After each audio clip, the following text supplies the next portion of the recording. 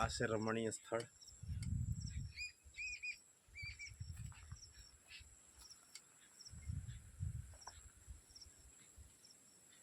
આહલાદક સ્થળ. ના ભૂતો ના ભવિષ્યથી. પાછળ છે શંકર ભગવાનનું મંદિર.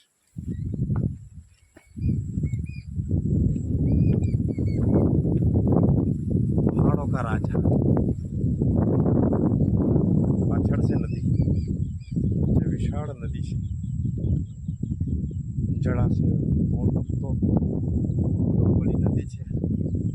તે રાફળાંબા જળ ઓજત ને કાંઈ એક નદી હજી ભળે છે. ત્રણ નદીઓનું સંગમ સ્થાન છે. ત્રણે ત્રણ નદીઓ આ જગ્યા ઉપર આવે છે. આપ જોઈ શકો છો.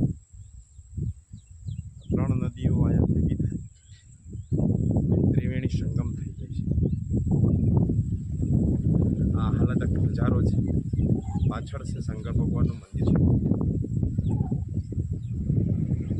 અને અત્યારે હું ગીર જંગલમાં દર્શનાર્થે ભગવાન શિવજીના દર્શનાર્થે આવ્યો હતો. તો કીધું ચાલો મોજ માણી લઈએ.